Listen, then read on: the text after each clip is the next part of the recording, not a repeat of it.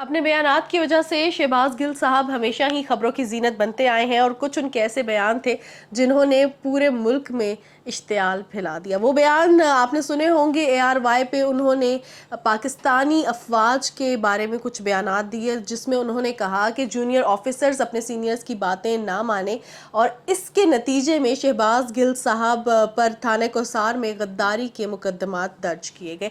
अब जो उनकी वीडियोस हैं रिसेंटली आपने देखी होगी जिसमें वो मास्क मांगते भी नजर आए, बहुत बीमार नजर आए। उनके बारे में ये भी कहा जा रहा है कि उनके साथ जिनसी ज्यादती की गई है। सोशल मीडिया भी आप देख रहे हैं जिस तरह लोग एहतजाज कर रहे हैं, पाकिस्तानी ओवरसीज पाकिस्तानी भी एहतजाज कर रहे हैं। अब शहबाज गिल साहब की जो हालत है वो देख के अंदाज़ा हो रहा है कि उन पे टॉर्चर नहीं इतना किया गया, क्योंकि आजकल की जो उनकी वीडियोस आई हैं उसमें वो बिल्कुल चाको चौबंद हैं। अपनी गाड़ी पर वो अदालत भी पेश हुए और उनको पार्लियामेंट लॉजेस भी लेके जाया गया और उसमें भी वो सही नज़र आ रहे हैं। लेकिन जो पहले की उनकी वीडियोस थी उस पर ये लग रहा था कि उनके साथ शायद बहुत बुरा सलूक किया जा रहा है। अब ये सारी चीज़ें जो बिफोर आफ्टर की आपने देखी होंगी, कुछ वीडियोस भी जोड़ के लगाई जा रही हैं कि पहले वो किस तरह के बयानात देते थे, अब वो किस तरह के बयानात दे रहे हैं। और कुछ लोगों का कहना ये है कि शहबाज गिल को क्यों गिरफ्तार किया गया है, आखिर वजह क्या है।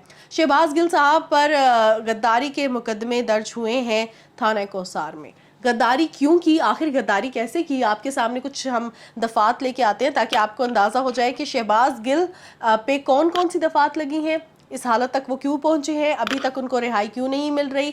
और इसके अलावा अगर कोई भी वो गलतियां करेगा जो शहबाज गिल साहब ने की तो उनके साथ भी ये हो सकता है। अब शहबाज गिल पे जो मुकदमा दर्ज हुआ है उस पर कुछ दफ़ात हैं और जो कि उन पर लगाई गई हैं। ताज़ीरात पाकिस्तान की दफ़ा 505 उन पर लगी है और इस दफ़ा के तहत होता ये है कि कोई भी ऐसी रिपोर्ट शाया की जाए, कोई ऐसा बयान दिया जाए, कोई ऐसी बात की जाए जो कि किसी को इश्तियाल अंगेज़ काम करने पर मजबूर करे या कोई ऐसी चीज़ हो जिसका मकसद इश्तियाल दिलाना हो। इसके अलावा ये दफ़ा जो है इस वजह से भी लगाई जाती है कि पाकिस्तानी फ़ौज, पाकिस्तानी आर्मी, नेवी या एयरफोर्स के किसी भी अफसर को इस चीज़ पर उकसाया जाए कि वो अपनी जिम्मेदारियां ना निभाए। यानी कि जिस तरह कहा गया कि जूनियर अफसरान सीनियर्स की बात ना माने, तो इस पर यह दफ़ा लगती है कि आप जूनियर्स को या जो पाक फ़ौज के अफसरान हैं उनको कहा जा रहा है कि जो सरबराह है उनकी बात ना मानी जाए या सिपह सलार की या मैनेजमेंट की बात ना मानी जाए।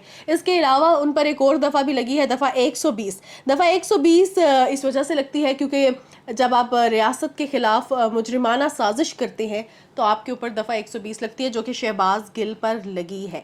ये मुजरिमाना साजिश में आता है कि आप अफवाज में जो है दरार डालने की कोशिश करें या उनको गद्दारी पर जो है उकसाएं। इसके अलावा दफ़ा 120 के अलावा दफ़ा 153 भी लगी है।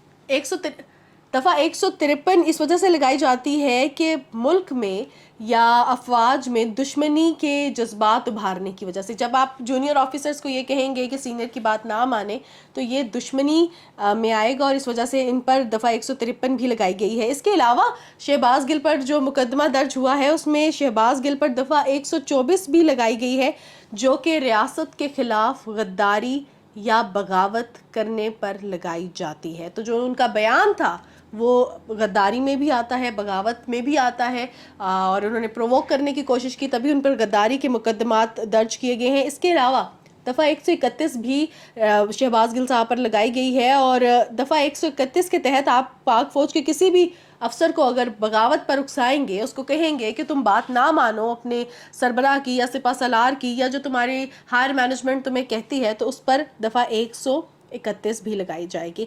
इसके अलावा अगर बयान को आप एलेबरेट करें तो उसके जो रिपरकशंस हैं आपको अंदाज़ा होगा कि उन बयानात से होगा क्या।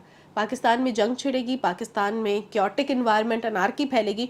तो इसी वजह से शहबाज गिल पर दफ़ा 121 भी लगाई गई है और दफ़ा 121 तब लगाई जाती है कि पाकिस्तान के ख़िलाफ़ जंग छिड़ने की साजिश की जाए अगर, या उस पर इल्ज़ाम हो किसी ने पाकिस्तान के ख़िलाफ़ जंग छिड़ने की साजिश की है, तो उस पर दफ़ा 121 लगाई जाती है। तो टोटल शहबाज गिल पर जो दफ़ात लगी हैं वो दफ़ा 505, दफ़ा 120, दफ़ा 120 बी, दफ़ा 153, दफ़ा 153 ए, दफ़ा 124, दफ़ा 131 और दफ़ा 121 है।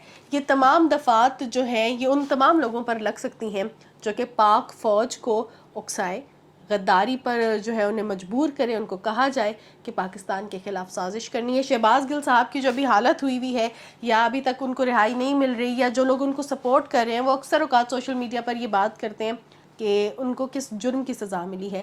یہ فریڈم آف ایکسپریشن ہے.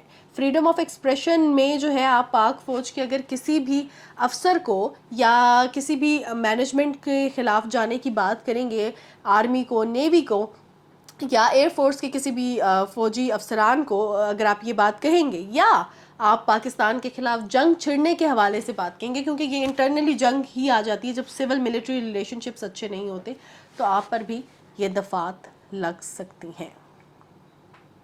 اسٹاپ. Thank you.